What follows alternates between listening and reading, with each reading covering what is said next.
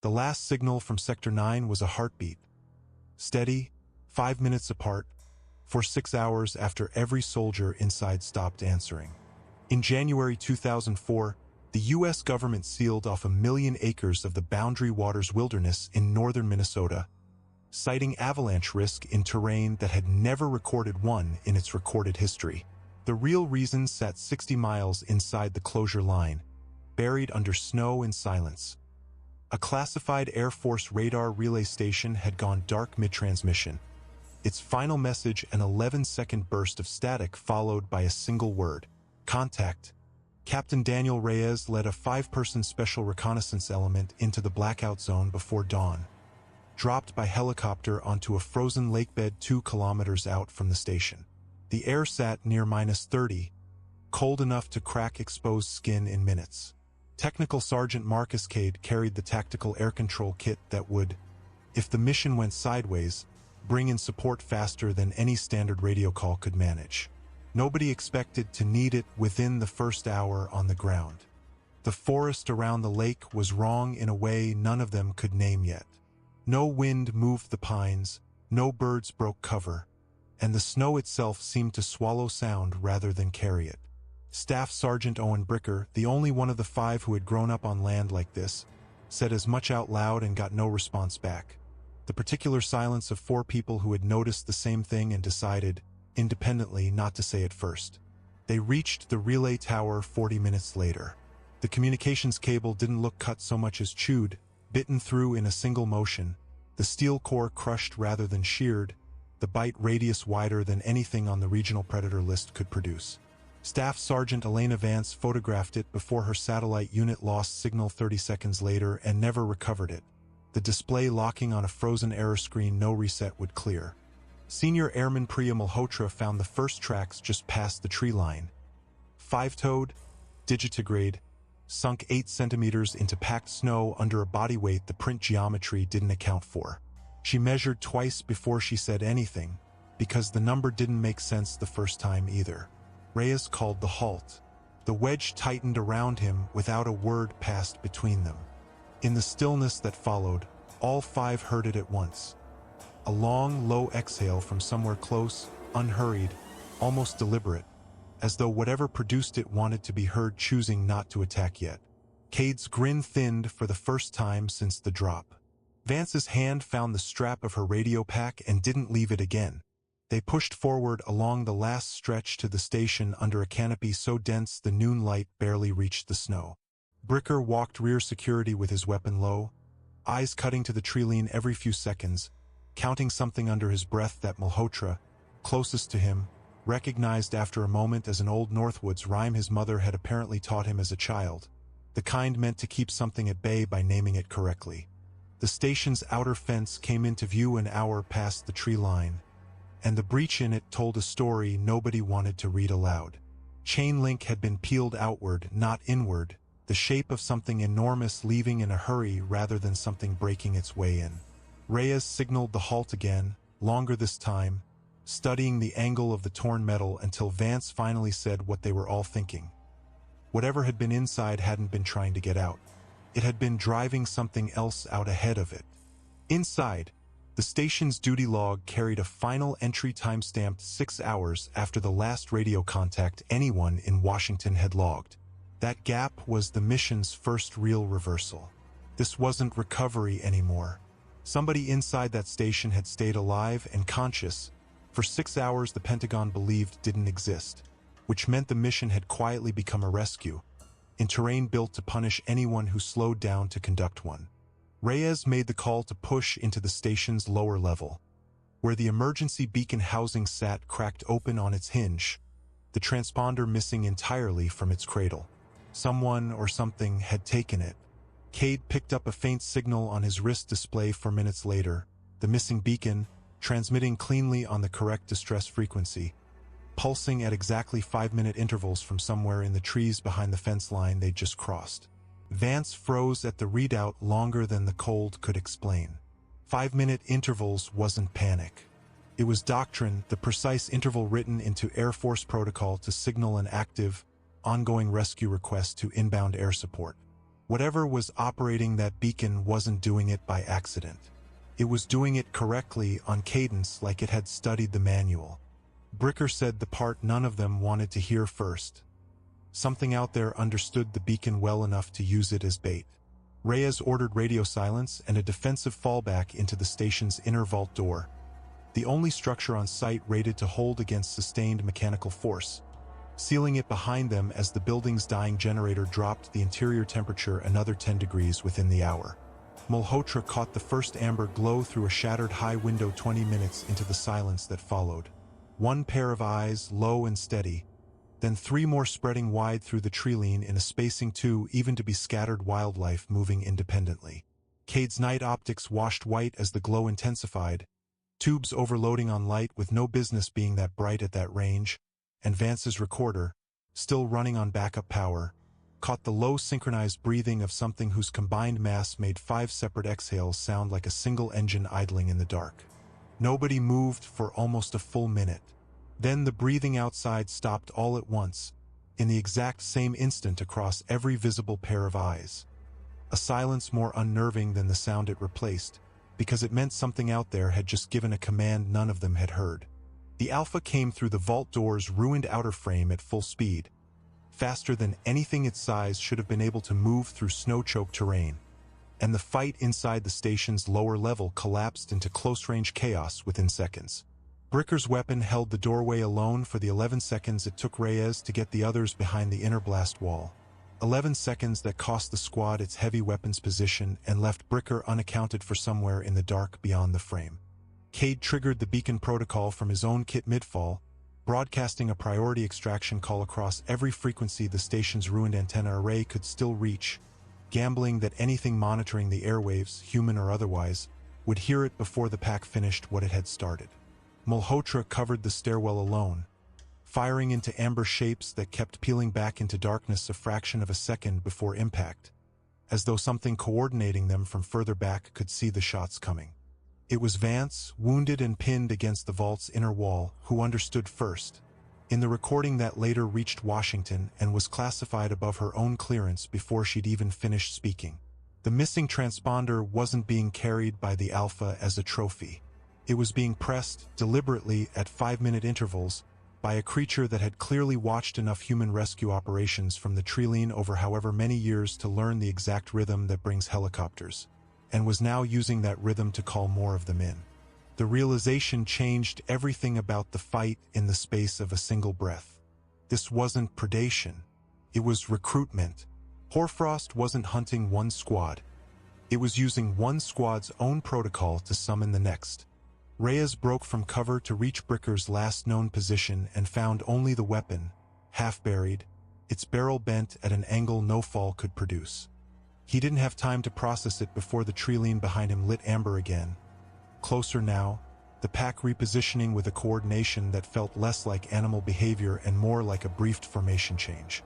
Extraction arrived 90 minutes later than requested, guided in by Cade's overlapping frequency call, and found 3 survivors sealed inside the vault. Reyes, Vance, and Cade, all wounded, none willing at first to say Bricker's name out loud. The station's exterior walls were scored with claw marks in patterns that matched no known predator on any federal wildlife database, radiating outward from the vault door in a spiral that investigators later couldn't agree was random or deliberate. Bricker was never recovered. The missing beacon was never recovered either. Its last confirmed transmission logged 4 kilometers deeper into the closure zone, still pulsing every 5 minutes, 3 full days after the extraction helicopter left Sector 9 for the final time, and, according to one unverified flight log that surfaced years later, for several nights after that as well, each pulse arriving exactly on schedule, waiting for something to answer. The debrief at Duluth Air Base ran 19 hours, split across 3 separate interrogation rooms so Reyes, Cade, and Vance couldn't compare their accounts before intelligence officers had each version on record. Reyes gave the tactical summary in flat, procedural language, the same tone he used for after-action reports on missions that hadn't cost him a man. Nobody in the room corrected him when his voice caught on Bricker's name the second time. Cade's account matched Reyes's almost line for line until the debriefer asked him to describe the moment the pack repositioned outside the vault. And for the first time in the file, Cade stopped talking entirely for 11 seconds before answering. Vance's tape was the one that mattered, and everyone in that building already knew it before she sat down. She played it once, unedited, for a panel of 4 officers who did not react visibly to the recorded gunfire or the recorded screaming, and reacted very visibly to the 11-second gap of near-total silence just before extraction. The gap in which, according to her written statement, she watched the tree lean through a crack in the vault door and counted 6 separate pairs of amber eyes holding perfectly still, watching the station rather than approaching it, as if waiting for a signal that never came. A senior liaison officer from a division that didn't appear on Vance's clearance list asked her, twice, to repeat the exact wording of her final recorded sentence before the tape cut to static. She repeated it both times without hesitation, because she had already memorized it the way soldiers memorize things they're afraid to forget. The room went quiet in a way that had nothing to do with cold. Her statement was flagged, transcribed, and sealed within the hour, filed under a classification tier that placed it above the access level of the officer who'd requested the transcription. Search and recovery teams returned to Sector 9 11 days later under a cover designation of environmental survey, for helicopters and a ranger-qualified ground element working a grid search radius of 6 kilometers around the station. They found Bricker's plate carrier 900 meters north of the vault, cut cleanly along both shoulder seams in a way investigators initially attributed to impact trauma before the forensic report quietly noted the seam edges showed no tearing at all, only a smooth, precise separation more consistent with something removing the carrier deliberately than with anything destroying it. They did not find Bricker. They found tracks, dozens of them, overlapping and crossing in patterns the lead tracker described in his report as organized movement inconsistent with predator dispersal behavior, a phrasing that made it exactly 3 sentences into the final unclassified summary before someone above his pay grade rewrote it as wildlife activity consistent with pack hunting patterns and moved on. The tracker filed a private memo disputing the edit. The memo was never answered. What the recovery team did find, half buried under new snow 4 kilometers deeper into the closure zone, was the missing beacon, inert by then, its battery long since drained, resting upright against the base of a black spruce as though it had been placed there rather than dropped. The transponder's internal log, when technicians finally pulled it in a secure lab 3 states away, showed something that never made it into any report Reyes or Vance were permitted to read. The beacon had kept transmitting for 4 days after the extraction helicopter left, its 5-minute interval never once breaking rhythm, until its final recorded pulse, which arrived not on the standard 5-minute mark, but 4 minutes and 40 seconds early. A single, small deviation from an otherwise perfect pattern. The lab technician who flagged it in his notes described it, almost apologetically, as the kind of error a machine doesn't make on its own. Nobody built a theory around it in writing. Several people built one privately and kept it to themselves. The Boundary Waters closure, publicly attributed to avalanche danger that never matched the terrain, was extended twice more over the following 18 months before being allowed to lapse quietly from the Federal Register, the way classified geography tends to disappear, not through denial, but through the absence of anyone asking the right question loudly enough. Recreational access resumed in Sector 9 4 years later.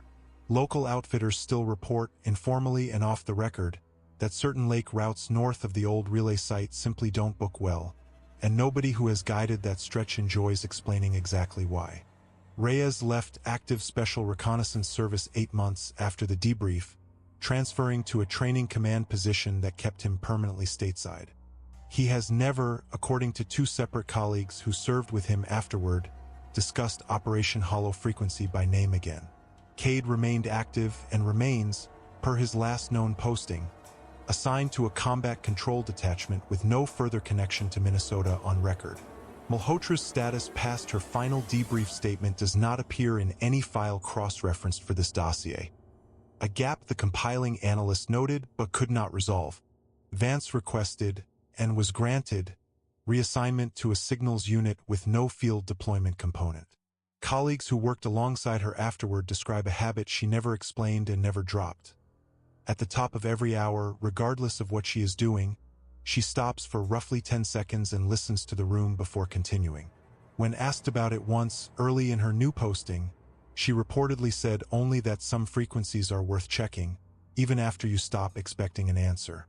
Operation Hollow Frequency remained fully sealed for over 2 decades, cross-referenced only under Unit Zero's Internal Biological Anomaly Index, until a routine signals intelligence sweep in early 2026 picked up an unregistered transmission on a decommissioned military frequency band over the same stretch of northern Minnesota airspace. The intercept lasted 4 seconds. Analysts who reviewed it noted 2 things in their initial assessment. The frequency matched the exact channel abandoned after Sector 9's closure, and the audio itself carried a low, resonant vocalization that no wildlife acoustics database in the system could classify, cross-referenced against Vance's original sealed statement almost by accident, by an analyst too junior to know he wasn't supposed to make the connection. That analyst's memo, 3 paragraphs long, asked a single question that has never received an answer on record. If the beacon that vanished into the closure zone in 2004 was recovered inert and drained, and if no military hardware has operated on that frequency since, what device transmitted on it in 2026? The memo was forwarded twice, acknowledged once, and has not, as of this dossier's compilation, generated any further documented action. A separate note attached to the 2026 file, and signed and undated, flags one additional detail the junior analyst's memo did not include, either because he missed it or because someone removed it before the memo left his desk.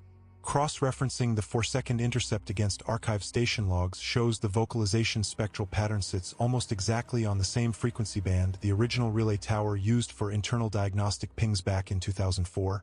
A technical detail with no plausible link to any biological source and no explanation anyone with the required clearance has been willing to put in writing. Cade, reached years later for an unrelated internal review unconnected to Sector 9, was shown a redacted transcript of the 2026 intercept without context and asked only whether the audio signature matched anything from his deployment history. He listened twice, said nothing for close to a minute, and then asked who had authorized the request before answering. The reviewing officer noted his response as inconclusive and moved on to the next item on the checklist, unaware that Cade had spent the rest of that day requesting access to a file that had been sealed above his clearance since 2004, a request that was quietly denied without explanation the following morning. The dossier ends there, formally unresolved, with Sector 9 still listed as a restricted overflight corridor, still avoided by pilots who fly that stretch of Minnesota airspace out of habit rather than regulation, and still, according to the file's final line, monitored. Operation Hollow Frequency remains one of the few files in this archive where the ending was never actually written, only sealed. Somewhere north of that old relay station, a frequency that shouldn't exist is still being watched by people who can't officially say why. Subscribe to The World Behind Midnight to uncover the next operation before it disappears, because some secrets are best left behind midnight.